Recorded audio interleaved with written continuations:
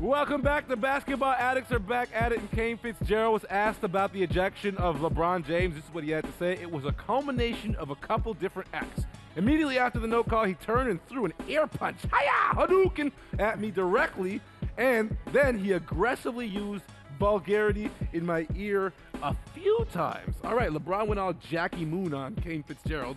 Let's start with the biggest LeBron lover on the couch, Dan Gladden. Lies. Did he deserve to get ejected? LeBron James, the king of New York and Cleveland, apparently? Yes. Really? Yeah, he did. He carried on and on. One technical.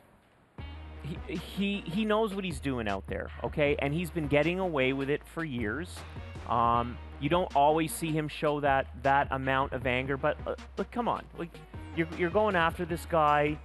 Who knows what he's saying? Only Kane Fitzgerald knows. And, you know, LeBron was coming. Are we all agreeing with to him in Dan this here? situation? No, I agree with the first technical because anytime LeBron is charging at you, I mean, yeah, the whistle. I get the first one. The second one was quick.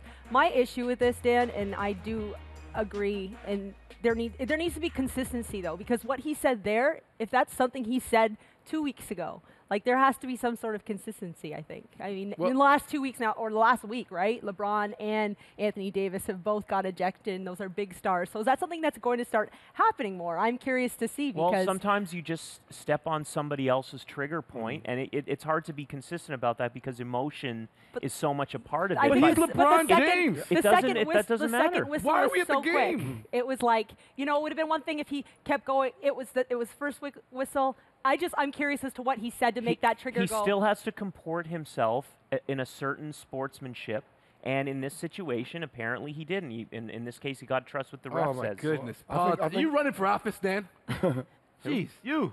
Yeah. You're being a politician here today. Tweet, let me hear you. The worst part was I actually don't think he got fouled too hard on that play. Right. Though. I thought And that was the worst. That's why it's hard to defend him on it. Well, that's the thing. These guys are using their status as intimidation. So they know if you kick me out of the game, the ratings are going down. Yes. I'm LeBron true. James. I'm Anthony. I got to play the game. Yeah. So they're intimidating the referees to get their calls their way. So I like that he got ejected there. Oh, so you're rating Kane Fitzgerald on this move? Yes, for sure. Because okay, cool. I like that. That's the other side of the coin. Right. We need that. I wouldn't want to watch a Cavs game where LeBron isn't playing, so I would be upset. But hey, well, LeBron's got to play by the rules then. I mean, come on. LeBron but is. the rules have to be consistent. He's only been disqualified from a game once in his entire career. I mean, you know, it's part of the game. All the reason more why it's a surprise. It shouldn't have even happened. Yeah, all right, sure. Okay.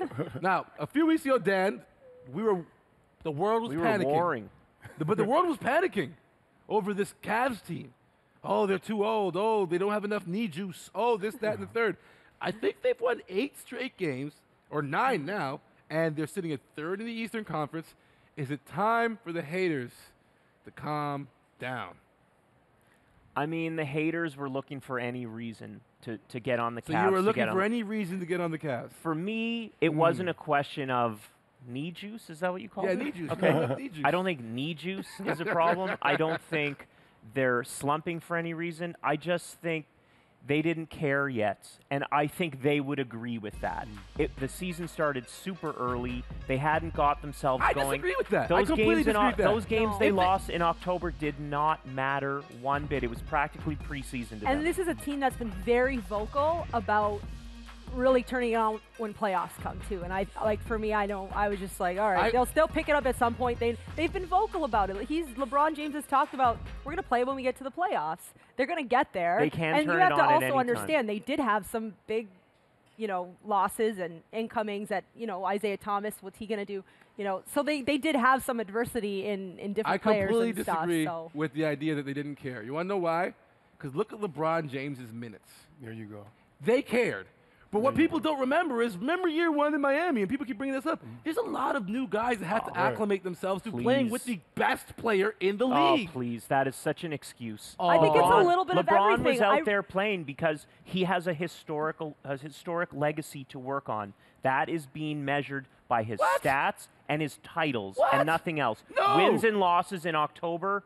If they win 55 or 60 or 48 games this year, does not matter. Which they he did has not said, care. and that's why I have to agree, because he's actually come out and said that, and so they're losing games in October. Okay, I think I agree with Akil. I think him just saying that's kind of like this, trying to not make it seem like he's not the king anymore. Yeah. He definitely cares. playing 35-plus minutes in the first 2 months of the season is a recipe for destruction, because at the end of the season, when we really need you in the playoffs, you're kind of tired. Though. He's proven time and time again he can play. You know, he's such an athlete. He can play a different minute structure than anybody else in the league. But it was the rest of the team that had to be brought along slowly. He's LeBron James. He's the best in the world. He can go at his pace, but the rest of the team had to catch up to him. I agree with that on the aspect where he knew he had Kyrie in the fourth quarter. LeBron's always been the guy who couldn't perform in the fourth quarter at the highest level.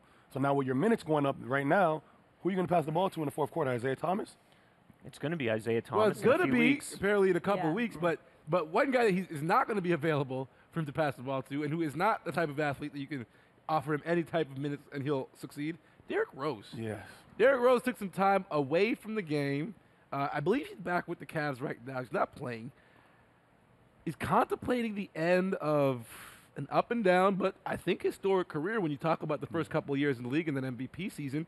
Have you had enough, Amy, of Derrick Rose? Like, is it time for him to just fade into black? It's hard to say that. I think we all have to remember how special and great he was for a short amount of time. So it's youngest MVP in the history well, of the league. I think, you know what I read like a couple days ago? He's one of 4 players all time to, in one season, get over 2,000 points, 600 assists, 300 rebounds, and 50 blocks. And you know who those other guys are? You'll know one. James Harden. James Harden, Yeah. LeBron James, and Michael Jordan. Derrick Rose was like disgusting for such a short time. And so for basketball junkies, I think it's like hard to think. Like, I feel bad for him because it was so much of it was injury. Yes. Which is like, it's just like, I mean, I feel bad. Yes, I think the world's kind of moved on. What's that face, Dan? Was that hater face? That's hater face over there. That's hater face. In some ways, Amy, I feel bad for Derrick Rose too. But there's some things in his off-the-court life that don't allow me to maybe feel so bad for him. To answer the original question, I do think it's time for him to go. I do think the game has passed him by. Sure, he can go out there and play, but not at a competitive level. And you and I discussed this, and I said I don't think he's going to help Cleveland, and he's not. But you're right. You win that one. It's frustrating to see a guy have these injuries, and for him, it's got to just suck. But at some point, he has to realize that playing basketball is taking such a toll on his body that he can enjoy his life for the next 50, 60 years and just not worry about the punishment of playing NBA ball. I mean, you got it. I think for guys like Derrick Rose, is not the fact of him not playing basketball anymore. It's the fact of him doing this his whole life and finding a new challenge of what's going to push him to the next level in life. He's defined himself as a basketball player. Defined himself as a basketball player already. It's difficult seeing him with these injuries. And coming out of training camp, LeBron James said Derrick Rose is the best player in training camp this year for the Cavs. That's crazy. So he came into the season with high hopes of at least getting a new contract and playing. That's taxing mentally. It's taxing mentally. It's draining on him and his family. And probably the only thing he knows is basketball right now. Yeah. So it's gonna be a while for him to kind of change his whole life. And it's going to be a heavy decision because if he does retire, he's going to have to return $80 million to Adidas.